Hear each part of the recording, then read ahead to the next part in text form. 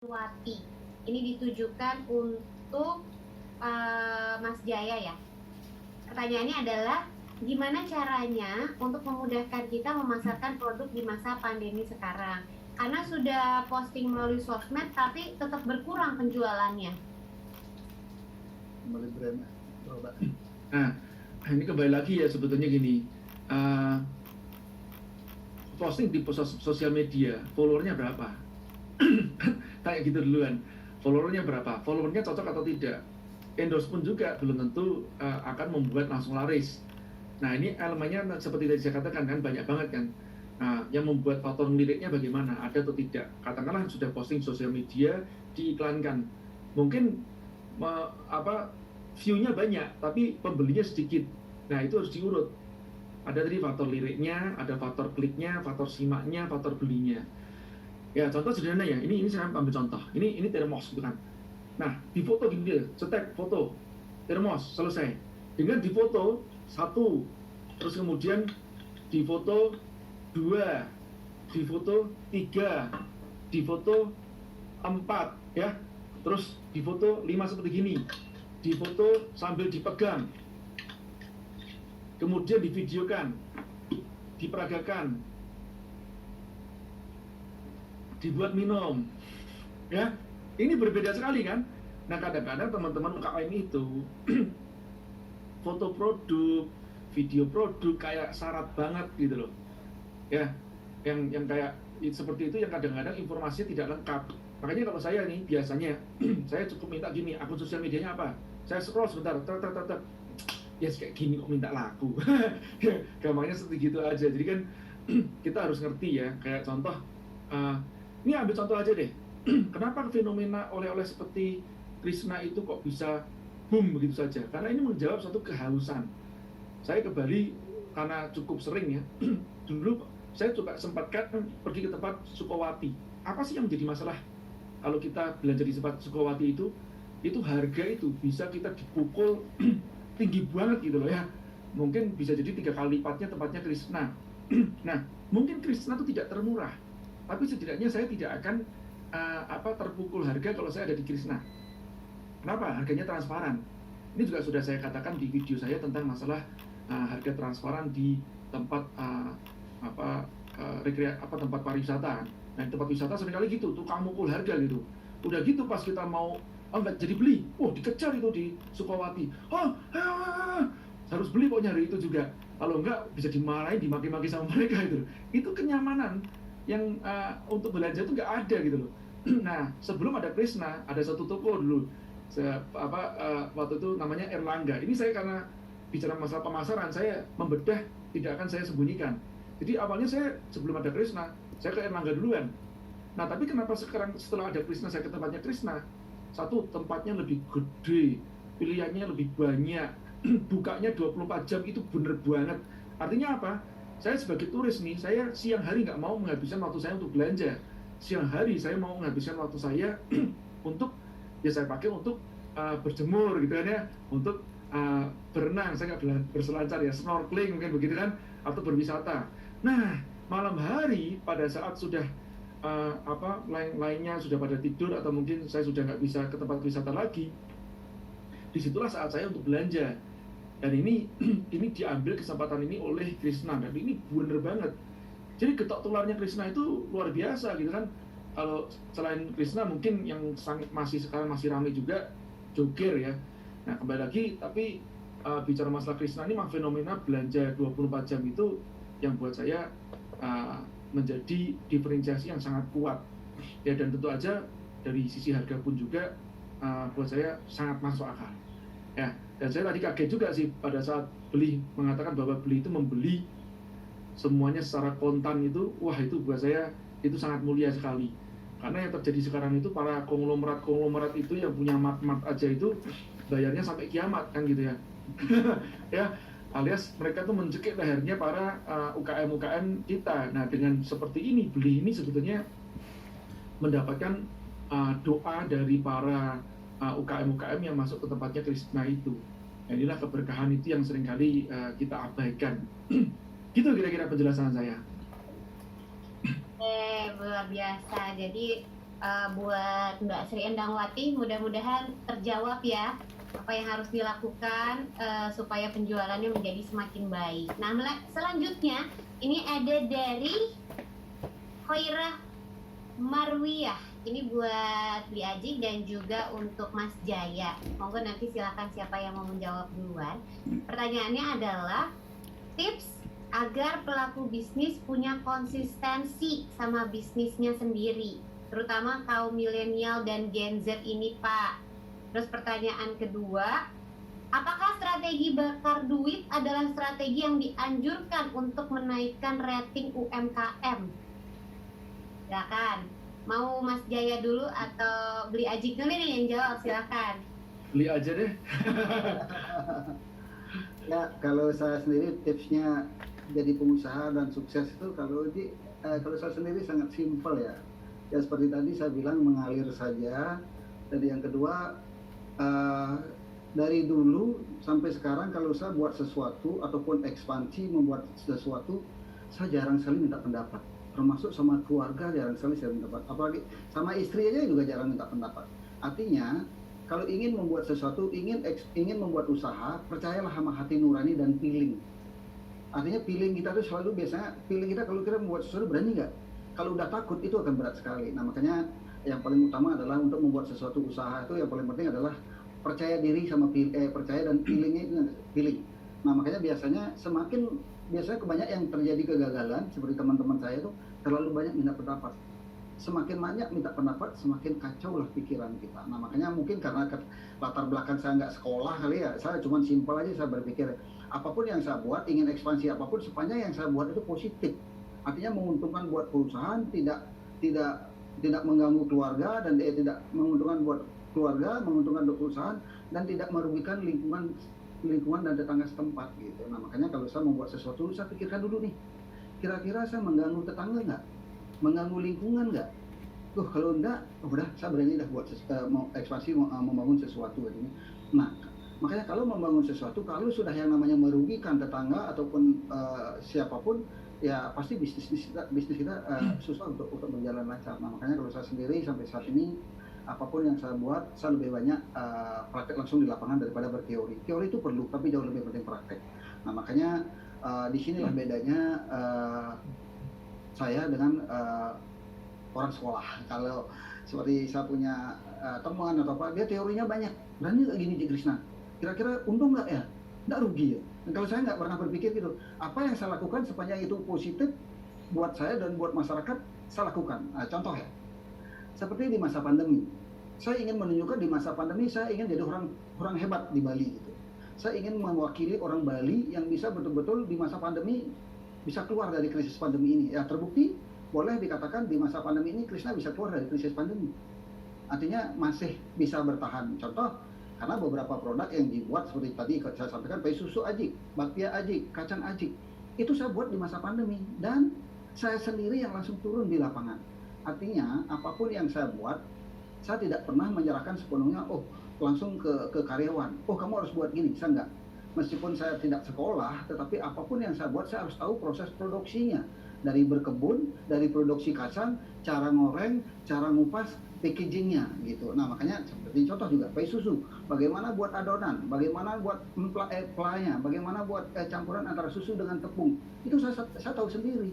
Saya nggak mungkin akan tidak tahu, karena apapun yang saya buat, pasti saya tahu. Nah makanya artinya karena saya berpikirnya begini, karena saya hampir setiap minggu ngasih motivasi ke anak-anak sekolah, ke mahasiswa, ke kantor, ke perbankan. Makanya di sini saya apapun yang saya kerjakan tuh saya harus tahu gitu, harus tahu. Makanya tipsnya untuk menjadi orang sukses, satu adalah emosional dikontrol, kedua jangan jangan pernah minta pendapat terlalu banyak. Yang paling penting adalah yang terakhir adalah kejujuran, dan itu yang paling penting menurut saya. Dan yang kedua, apakah perlu kita bakar duit?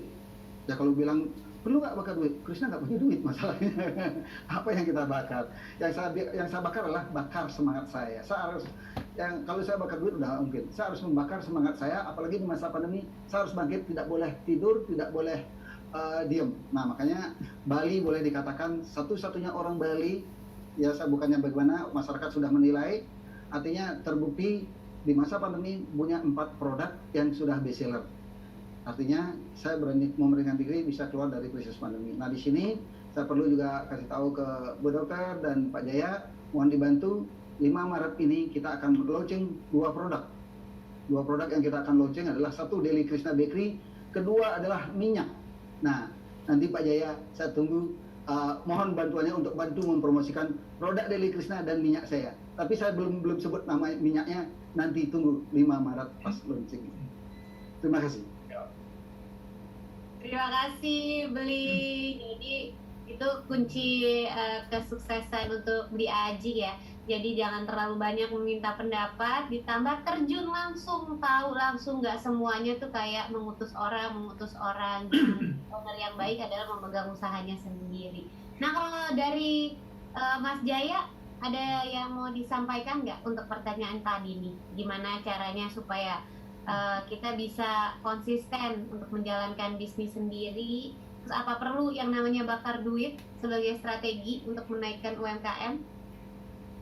Ya, saya sedikit ini aja sih, menambah aja, mengomentari Beli Aji ini. Saya ingat guru saya, Om Bob Sadino.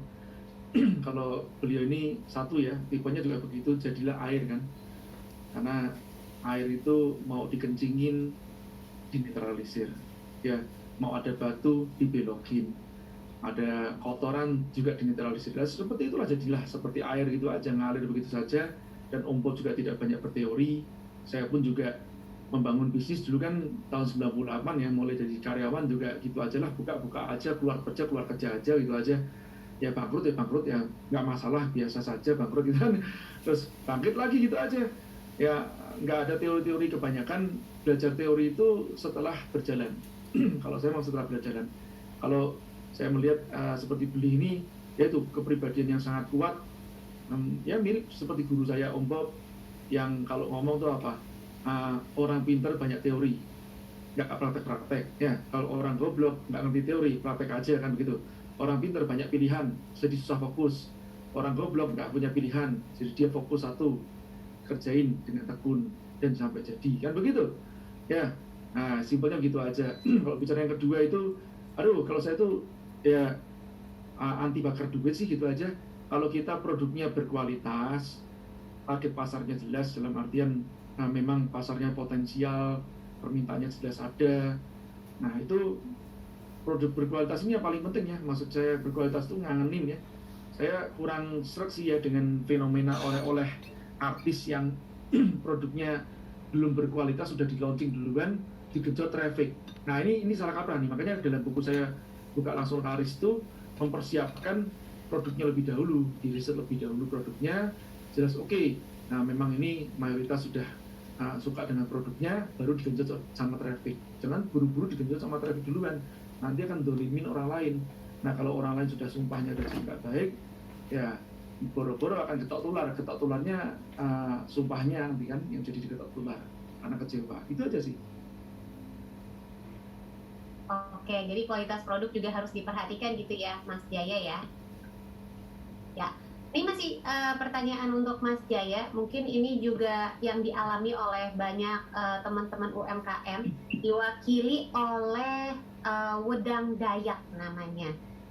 Pak Jaya, gimana sih tipsnya untuk UMKM ini bisa menyeimbangkan antara mengelola lapak online dan proses produksi? Karena saat ini saya sebagai UMKM lebih fokusnya kepada produksi. Jadi saya kewalahan untuk mengelola lapak online. Sebetulnya sekarang tuh lapak online tuh sudah gampang banget ya. Ini kalau bicara masalah lapak mungkin yang dimaksud ya apa ya, marketplace mungkin ya. Sebenarnya kalau marketplace ya sudah gampang sih ya, tinggal ngupload gitu doang aja. Kalau saya sendiri sih, saya untuk yang ngerjain digital itu kebanyakan saya meng-hire teman-teman di bawah 30 tahun. Karena memang bisnis saya di platform toko online, ini nggak akan ngejar kalau generasi tua di atas 35 aja, 40 tahun ke atas nggak ngejar. Saya makanya seringkali kalau bilang gini, kalau teman-teman misalkan ada generasinya udah, usia berapa? 40 tahun ke atas, punya anak nggak?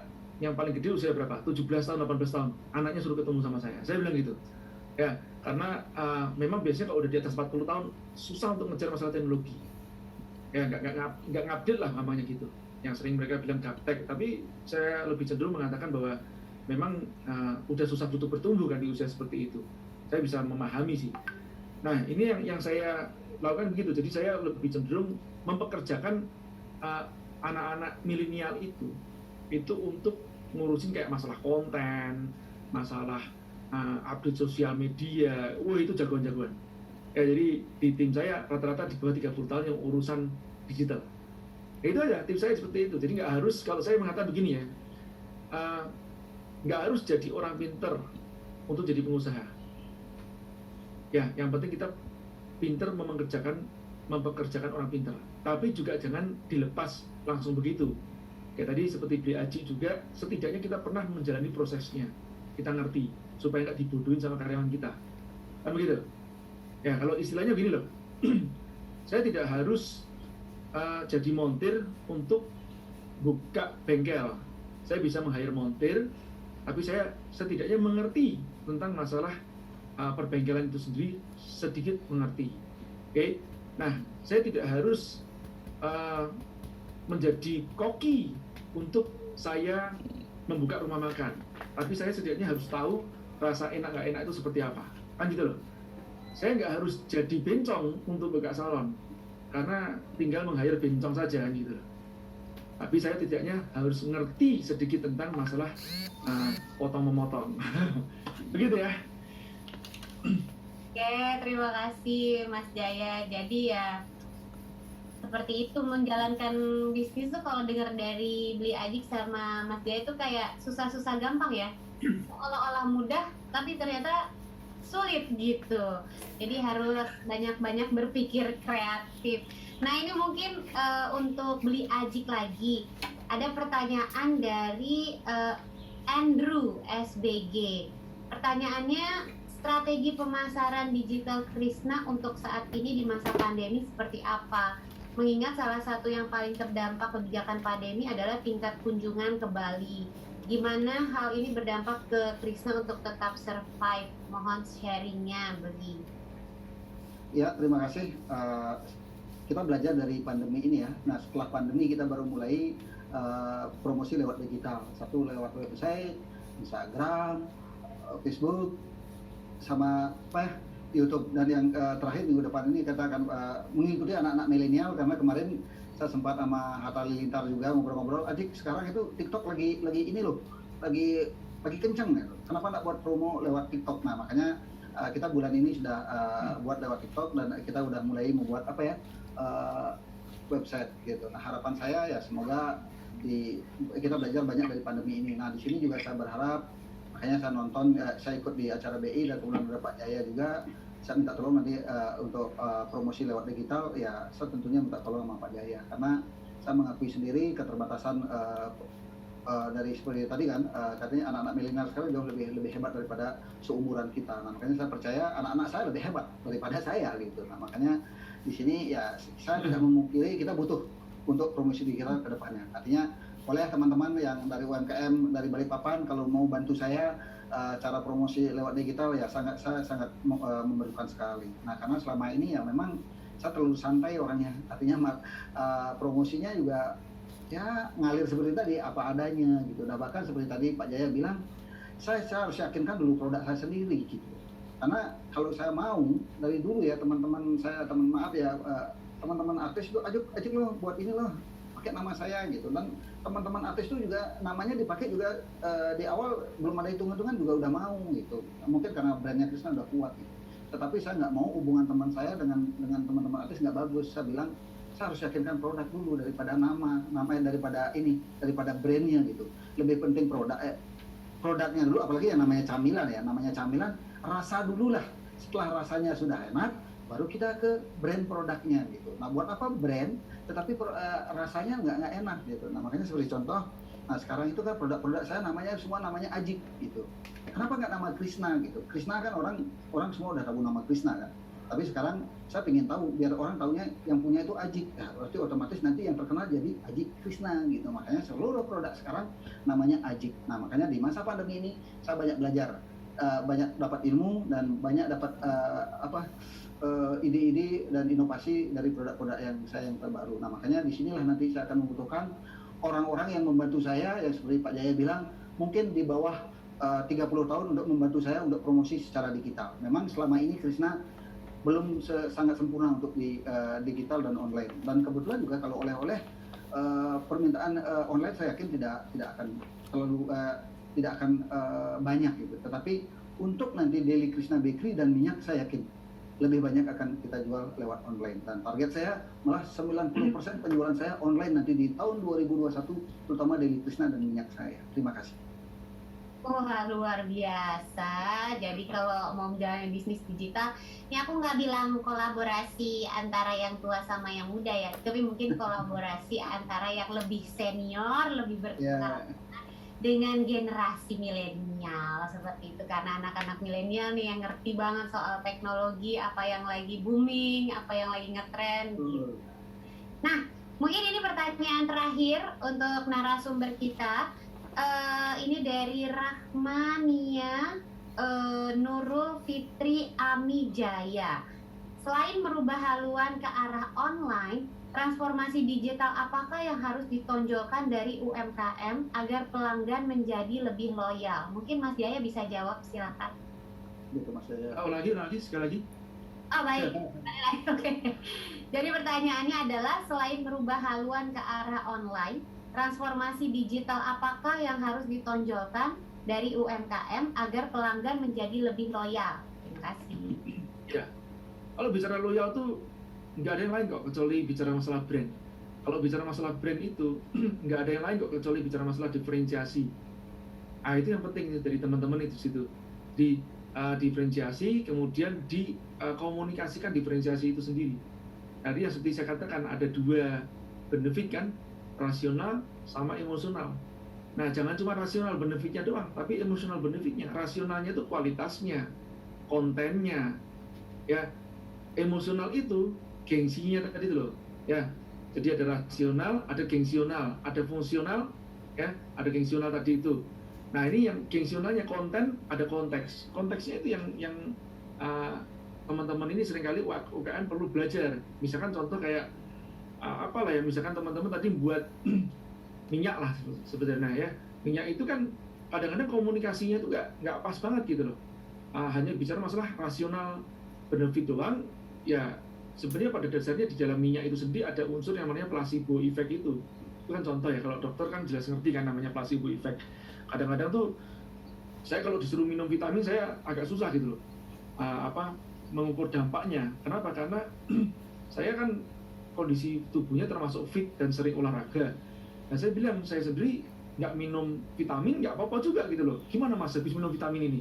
Wah saya bingung gitu loh ya. Kalau buat saya vitamin tidak untuk dicek dampaknya gitu, tapi mungkin emosional benefitnya boleh gitu ya, dipoles gitu kan ya dari situ. Tapi tidak, kalau saya rasional sama emosional ini ada persentasinya sih ya.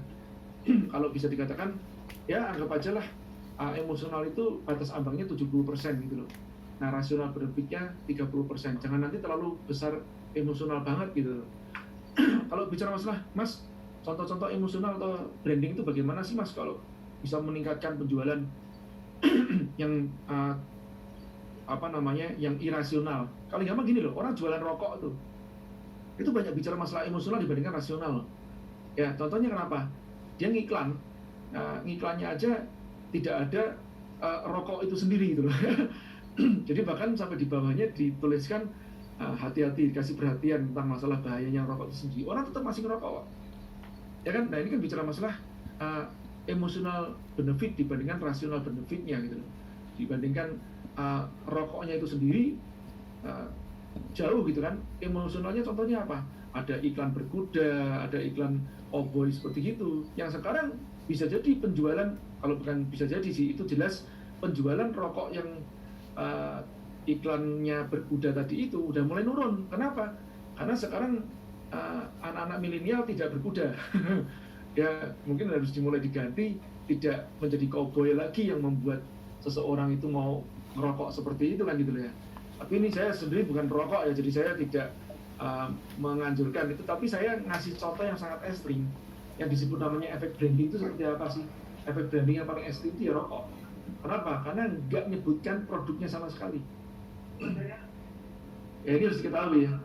Nah, tadi saya ambil contoh yang lain tadi itu, apalah misalkan contohnya ya, kalau saya sebut fashion lah misalkan. Fashion itu yang paling penting itu sebetulnya DNA design, karena fashion itu kebanyakan dari visual. Oke, karena kan orang kan nggak banyak yang benar-benar memahami masalah bahan, kecuali kalau produk itu dijual sudah cukup premium, mungkin bahan itu akan menjadi sangat signifikan. Biasanya cuma bicara masalah corak atau model. Nah, ini harusnya diferensiasi. Diferensiasi di mana? Cuttingnya sebelah mana?